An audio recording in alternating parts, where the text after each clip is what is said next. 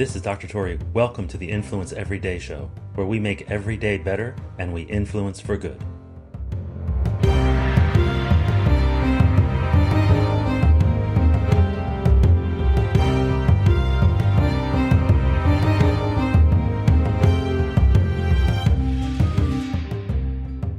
I mentioned in prior episodes that we can sometimes take a word from another language and glean a lot of meaning from it. Deep meaning, deep insights, things that we can derive useful lessons from. And in fact, in 1959 and 1960, presidential candidate John F. Kennedy was using on his campaign trail a Chinese term that was the word for crisis, which is made up of two main characters. And one character for the word crisis meant danger, and the other meant opportunity. Now, obviously, from the word crisis, that there can be danger and opportunity, there could be a lot of lessons gleaned from this. And in fact, this is very popular in motivational speaking, certainly in the business world and in the investing world. So they often quote John F. Kennedy's campaign trail. However, it actually doesn't mean that. So the word in Chinese for crisis is made up of two characters. The first one does, in fact, mean something related to danger, but the second one does not mean opportunity. It's just something that became a meme, it became an idea that was spread, and nonetheless, it still is a truism. There is, in crisis, there is danger and there is opportunity, but in fact, it wasn't true. So it turns out that had a deeper history where missionaries that had been to China before wrote some of this down in some anonymous journals, and then it spread in English and is still used to this day by motivational speakers, but is in fact not true. Nonetheless, there is a word in Chinese that we can glean deep meaning from that can deeply impact all of our relationships, all of our interactions and our conversations. That word is the word to listen. The word in Chinese, to listen, which is pronounced ting, T-I-N-G, is how it's often transliterated into English. That word means to listen. Many words in Chinese are made up of small pictographs. Many people who are familiar with languages like English, Hebrew, Arabic, Italian, Spanish, those languages have a system of root words. But Chinese has a system of pictographs. And so these smaller images in the word itself have meaning, and together they have another meaning for the word that's written down. In the word to listen, that word is made up of multiple other pictographs, multiple small pictographs within each one. And it's really powerful to take a look at what each of those pictographs means. Now, if you think about how important listening is in our professional lives, in raising children, in our marital relationships, in our friendships, in community work, in all of those things, to listen is vital. So let's take a lesson from the Chinese word ting, to listen. Actually, before getting into the rest of this word, let me first tell you about the Influence Book Club. In the Influence Book Club, we take the best books on influence written by the most compelling authors on influence and communication and rapport and relationships and behavior change. We take the best from the best, and then we learn how to extract the lessons from it, the skills from it. Too often, we're just listening to books, or we are reading very short summaries of them, but not actually translating them into skills. So with the Influence Book Club, check it out at influencebookclub.com. With the Influence Book Club, you get not just video modules and summaries, but you get action guides, you get community, you get training on how to translate what these great authors have described and translate it into practical skills. And you have a community around that so that we can help each other implement these skills in our lives and in our work. Check it out at the influencebookclub.com. Now let's get back to Ting. So the first pictograph in the top left portion of the character almost looks like a big elephant ear. It literally means to hear.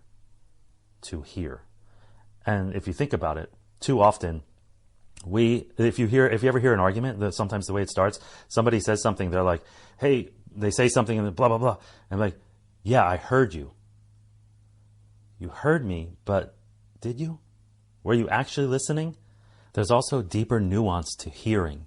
You can hear things that are not words, like tone or the pace at which someone's speaking, their cadence, their noises like grunts and sighs. And not only that, you can hear changes. It may be that they have a certain tone to their speech and their conversation, and then they change it up after you mention something, or after something's brought up, or a topic comes up, or a thought that they have. When you see a change, that's often the highest yield thing. So you can hear a change in their voice, you can see a change in their body language. The next portion, just below to hear, to me, it looks like the top of the brain if you're looking down on it and you're looking at its sulci, at the deep sort of crevices within the bulges of the brain. It looks like the top portion of that as you're looking down.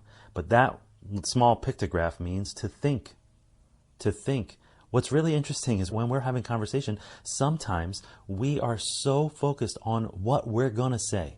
We're thinking about what we're going to say, like the words, your mouth is even moving. You're just thinking about what you're going to say, but you're not actually thinking about what they're saying or what it means or what the context is. We're not thinking about what they're seeing or how they're experiencing it. Instead, we're thinking about what we're going to say next. But in the Chinese word to listen, part of it means to hear, part of it means to think. Another portion means to be present.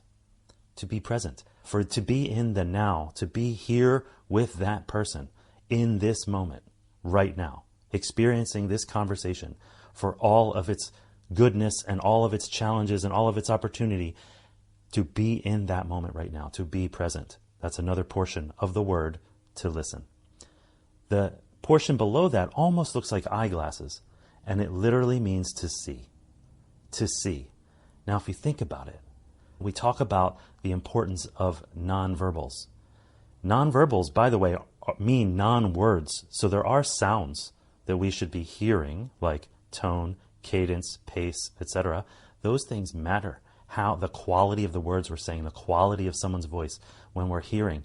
But the other part of nonverbals, a massive contingent of nonverbals, relies on visual, the microexpressions, body language, the surrounding context and how it's being responded to.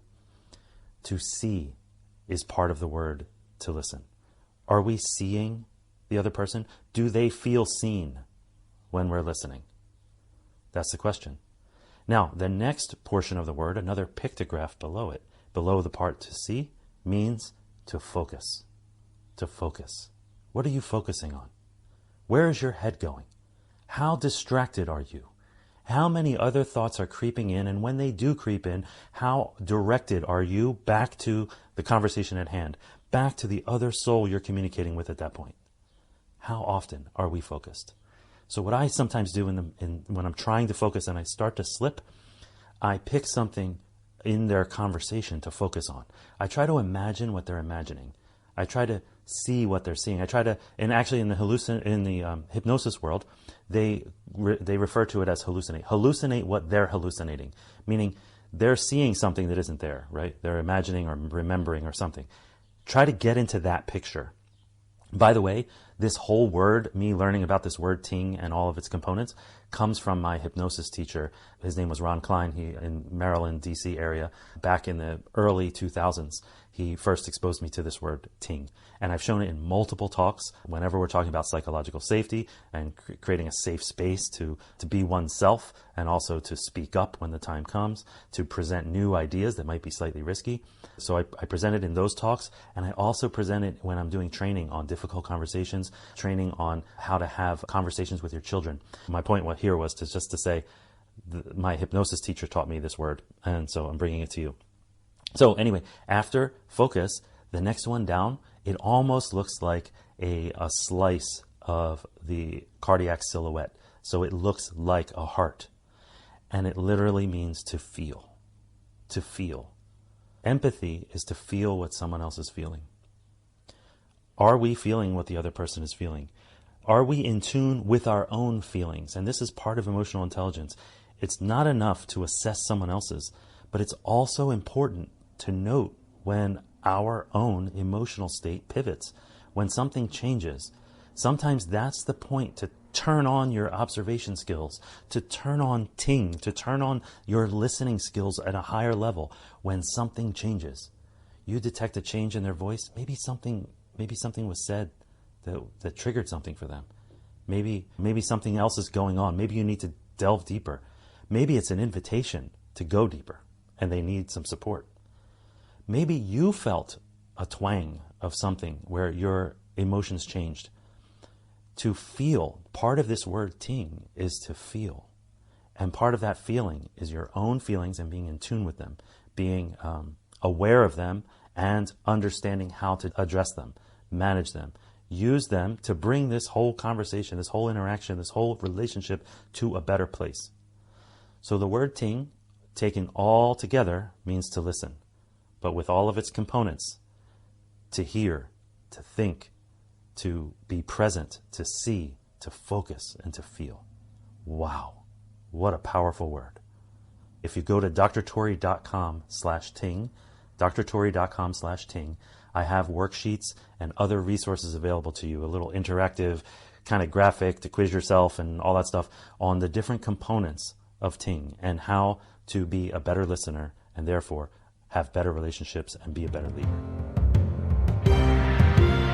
This is only the end of today's show if you let it be. Who needs to hear what you just heard? Go ahead and share it with them right now. The Influence Everyday podcast is free. We don't sell advertising space, so telling others is the best way to pay us back, but more importantly, it's the best way to pay it forward. If you enjoyed today's podcast, take a moment to rate and review the show, then check out the additional links and materials that go along with it. They offer more ways to take your influence, your impact, and your relationships to a whole new level. Now go forth and influence for good, every day.